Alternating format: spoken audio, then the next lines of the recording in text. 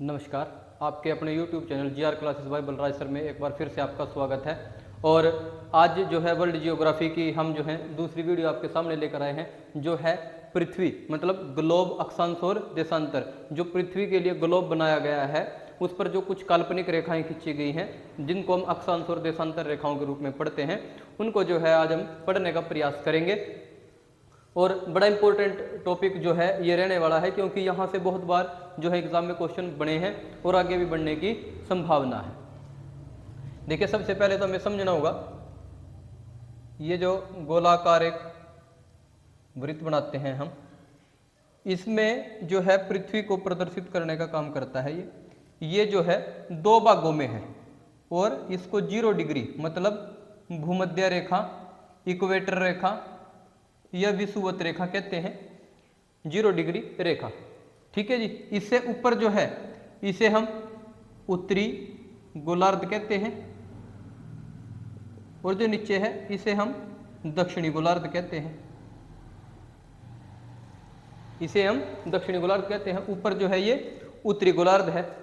अगर बिल्कुल पॉइंट की बात कर ले तो फिर उत्तरी ध्रुव है और नीचे दक्षिणी ध्रुव है।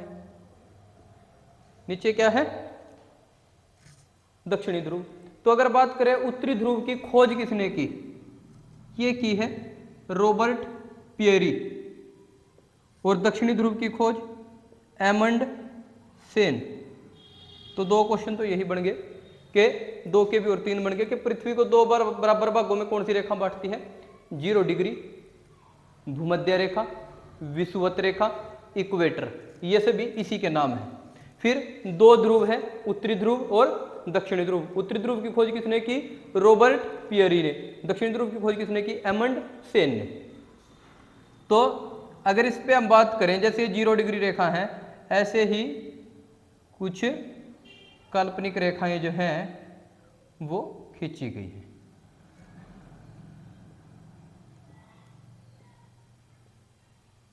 और कुछ रेखाएं इस तरह खींची गई हैं।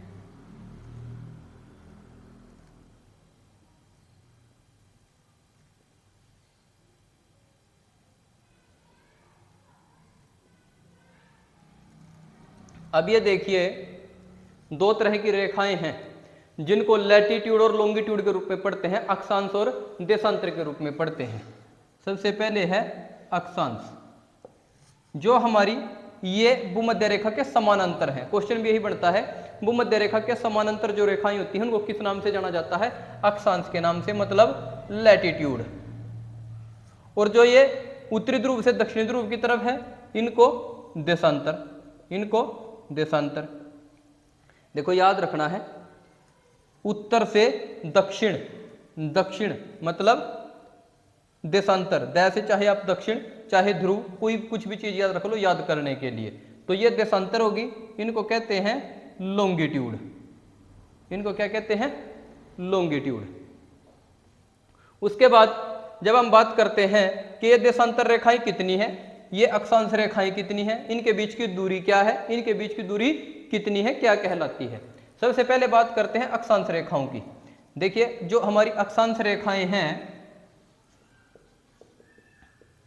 वो 90 तो ऊपर है और 90 ही नीचे है। तो टोटल कितनी होगी? 180। कितनी होगी? 180। अब देखिए, ये जो सर्कल वाली लाइन है ये क्या है? दोनों ओर ध्रुव है, मतलब इसको भी रेखा माना गया है। अगर ध्रुव को रेखा न माना जाए तो इसमें से -2 कर दो। अगर ऑप्शन में आ जाता है, 1 मिनट, अगर ध्रुव को रेखा न माना जाए तो क्या है? इसमें से 2 माइनस हो जाएंगे। लेकिन अगर ये पूछा जाता है भूमध्य रेखा, ये बीच वाली जो रेखा है ये भी तो अक्षांश के समानांतर ही है। तो अगर भूमध्य रेखा को इसमें हम ऐड कर देते हैं तो ये टोटल हो जाती है 181। अगर तो पूछता है कुल अक्षांश रेखाएं, इसका मतलब है वो जो 0 डिग्री है उस सहित पूछ रहा है, भूमध्य रेखा सहित। तो कितनी होगी? 181। अगर पूछता है कि यदि दोनों ध्रुवों को रेखा न माना जाए तो बताओ कितनी होंगी? तब 180 में से -2 कर देना, 179। ये हमारी क्या है भाई? अक्षांश रेखाएं। अब आ जाती है बात देशांतर की देशांतर रेखाएं। अब देशांतर क्या है, 180 इधर है, 180 इधर है, तो ये कितनी होगी 360। ये कितनी होगी 360। अगर पूछता है दो क्रमागत अक्षांश, अब देखिए नीचे से ऐसे चल रही हैं, दो क्रमागत अक्षांश रेखाओं के बीच की दूरी 111 किलोमीटर, कितनी है जी 111 किलोमीटर। अब बात आती है देशांतर की। देशांतर में क्या दूरी बराबर हो सकती है, क्योंकि जब ये यहां से ऐसे मिल जाएंगी तो ये तो दूरी शून्य हो जाएगी इनकी। तो याद रखना है देशांतर की ध्रुवों पर जो दूरी है वो 0 किलोमीटर होती है। फिर पूछता है अधिकतम कितनी होती है, अधिकतम होती है 1,111.3 किलोमीटर, 111.3 किलोमीटर। और कहाँ होती है, भूमध्य रेखा पर। सर्वाधिक कहाँ होती है भाई, भूमध्य रेखा पर। सर्वाधिक कहाँ होती है, भूमध्य रेखा पर। उसके बाद ये जो है ये हमारे किस काम का है, ये काल्पनिक रेखाएं क्यों खींची गई हैं, क्यों ये काल्पनिक रेखाएं खींचने की जरूरत पड़ी, ये सबसे बड़ा क्वेश्चन है। अब देखिए 1884 वाशिंगटन डीसी में एक मीटिंग होती है पूरी दुनिया के टाइम को सेट करने को लेकर, कि पूरी दुनिया का टाइम कैसे सेट किया जाए। अब 1884 में मीटिंग हुई जिसमें पूरी दुनिया का टाइम सेट किया गया, और उसमें क्या माना गया, 0 डिग्री को जो है, जिसको हम प्रमुख याम्योत्तर भी कहते हैं, उसको क्या मान लिया गया भाई, उसको प्रधान समय रेखा मान लिया गया। प्रमुख याम्योत्तर या प्रधान समय रेखा, प्रमुख याम्योत्तर या प्रधान समय रेखा। और पूरी दुनिया का टाइम कहां से सेट किया गया भाई, ग्रीनविच,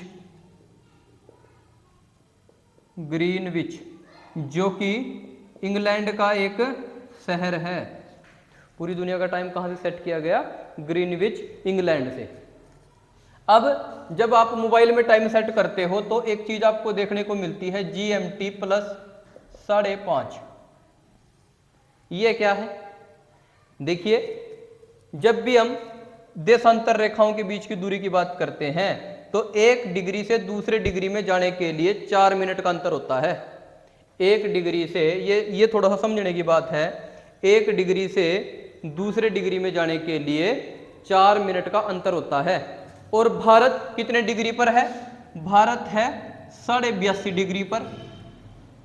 और 1 डिग्री से दूसरे डिग्री में जाने के लिए कितना, 4 मिनट का फर्क है।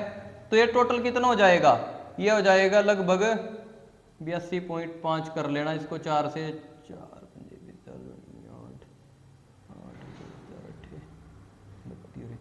330 मिनट। कितना हो जाएगा, 330 मिनट।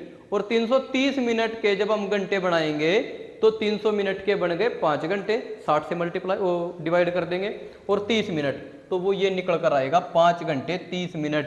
ऐसे हम कहाँ हैं, आगे हैं इंग्लैंड से। क्यों, क्योंकि पूर्व की तरफ ये 4 मिनट हमेशा प्लस होते हैं, पश्चिम की तरफ ये हमेशा माइनस होते हैं। और भारत की स्थिति क्या है, उत्तरी गोलार्ध में पूर्वी दिशा में ये है भारत की स्थिति। तो हम इंग्लैंड से 82.5 डिग्री आगे हैं, मतलब 82.5 डिग्री का मतलब है हर डिग्री में 4 मिनट का अंतर है, और 4 मिनट के अंतर का मतलब है 330 मिनट। इसीलिए जो आप मोबाइल में टाइम सेट करते हो अपने सेल फोन में, उसमें क्या लिखा हुआ आता है, GMT। GMT का मतलब क्या है, ग्रीनविच मीन टाइम, और क्या है, प्लस है 5.5 घंटे। ये है हम ग्रीनविच मीन टाइम से 5.5 घंटे आगे। तो ये जो है हमने इसको देख लिया। अब ये जो देशांतर हैं ये तो हो गई समय और तिथि के लिए, ठीक है। जैसे इधर ये 180 से यहाँ से शुरू होंगी, इधर 179, 78, 77 है ना, ऐसे इधर, ठीक है। अगर पूर्व में जो है 30 तारीख है तो पश्चिम में, सॉरी पश्चिम में जो 30 तारीख है तो पूर्व में वो 1 कम हो जाती है। लेकिन जब बात आती है अक्षांश रेखाओं की, जो ये इस तरह खींची गई हैं, जिनको हम लैटिट्यूड कहते हैं, ये किस लिए है, फिर ये है तापमान, दाब, ठीक है, प्रेशर। ये जो है ये इसलिए है, मौसम, इसलिए क्या है, अक्षांश रेखाएं इनके लिए जिम्मेवार है। 1 घंटे में पृथ्वी कितने डिग्री घूमती है, 15 डिग्री। कितने घूमती है, 15 डिग्री। पूरे दुनिया का जो टाइम सेट है वो है 24 घंटे। मतलब आप पढ़ते हो ना, 1 से लेकर फिर 12 बजेंगे, फिर 13, 14, 15 ऐसे 24 पे हो जाएगी बात। तो 24 गुणा 15 करोगे, ये भी 360 ही आएगा। वो 360 डिग्री इसीलिए होता है। ये कुछ जो है फैक्चुअल चीज़ें हैं जो हम प्रैक्टिकली जो है करने की कोशिश कर रहे हैं। ठीक है, फिर जो है इन रेखाओं के बारे में बताऊंगा आपको अगले लेक्चर में। जो भूमध्य रेखा है, जो ऊपर की ओर मकर रेखा है 23.5 डिग्री पर, है ना। उसके बाद नीचे 23.5 डिग्री पर जो है वो, सॉरी, ऊपर कर्क रेखा है, नीचे मकर रेखा है। ठीक है, ये कर्क रेखा के बारे में पूछता है कि ये भारत से गुजरती है, इसलिए इसके बारे में क्वेश्चन बनता है। कर्क रेखा भारत के कितने राज्यों से गुजरती है? 8 राज्यों से गुजरती है। कौन कौन से राज्य हैं वो भी आपको बताएंगे। भूमध्य रेखा जो है 3 महाद्वीपों के 13 देशों से गुजरती है। मकर रेखा जो है ये भी चिली, अर्जेंटीना, मोजाम्बिक वगैरह से गुजरती है। ये भी आपको जो है अगले लेक्चर में मैं बता दूंगा। ज़्यादा लंबा लेक्चर मैं इसीलिए नहीं करता ताकि जो है आपको कुछ भी चीज़ बोरिंग ना लगे, इसीलिए मैं इधर उधर की फालतू की कोई बातें भी नहीं करना चाहता, ताकि जो है स्टडी जो है जितना भी आपको पढ़ाऊँ हो सके तो सिर्फ और सिर्फ स्टडी की ही बात हो उसमें। तो भाई ये जो है कुछ रेखाएं, कुछ अक्षांश देशांतर रेखाएं जो हैं हमने पढ़ ली। हाँ, 2 देशांतरों के बीच की दूरी को गोरे कहते हैं भाई, ये भी याद रखना है। 2 देशांतरों के बीच की दूरी को गोरे कहते हैं। ध्रुवों पर इनकी दूरी 0 किलोमीटर होती है।